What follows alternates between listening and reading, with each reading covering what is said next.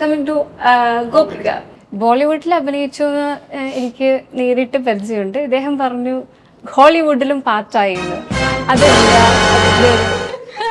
എവിടെയോ എന്തോ ഒരു തകരാറ്.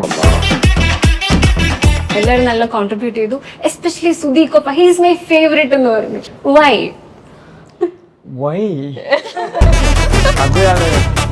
ഇഷ്കിൽ ഒരു കാർ യാത്രയെ സംബന്ധിച്ച് കുറെ കാര്യങ്ങളുണ്ട്. ഇതൊരു കോയിൻസിഡൻസ് ആയിട്ട് തോന്നി. ഞാനത് പിന്നീട് ഇച്ചിരി ദിവസം ഷൂട്ടിംഗ് തുടങ്ങിയപ്പോഴും ഞാനതാണ് ഓർത്തത്, അതിലൊരു വണ്ടി, ഇതിവിടെ ഒരു വണ്ടി, എപ്പോഴും ഒരു വണ്ടി കാരണമാണ് എന്തെങ്കിലും സംഭവിക്കുന്നത്. ഇതൊരു സാധാരണ ജോണറിൽപ്പെട്ട സിനിമയല്ല. മലയാളത്തിലോ മറ്റു ഭാഷകളിലോ ഇത്തരത്തിലുള്ള സിനിമ ഉണ്ടായിട്ടില്ല. അതിന്റെ കഥ കേൾക്കുമ്പോൾ മനസ്സിലാവുന്നതാണ്. അതാണ് നമുക്ക് താല്പര്യം തോന്നാൻ കാരണം. സ്പെഷ്യാലിറ്റി അല്ല, ക്യാരക്ടർ ആവശ്യപ്പെടുന്നത് അഭിനയിക്കുന്നുള്ള. പടത്തിനെ കുറച്ച് സ്പെഷ്യൽ കൊടുക്കാം, മറ്റേ പടത്തിനെ കുറച്ച് സ്പെഷ്യൽ.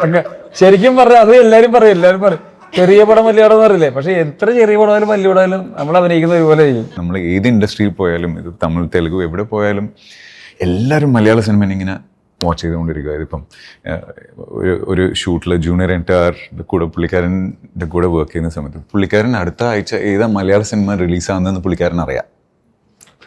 സോ അത്രയ്ക്കും ദേ ആർ വാച്ചിങ്. എത്ര ചായ വരെ പോകും? ഇപ്പൊ ഇന്ന് ഫ്രീ ആയിട്ടോട് കുറെ പോകും. ഇന്ന് പ്രൊഡക്ഷൻ പ്രൊഡ്യൂസറിന്റെ ചെലവാണല്ലോ.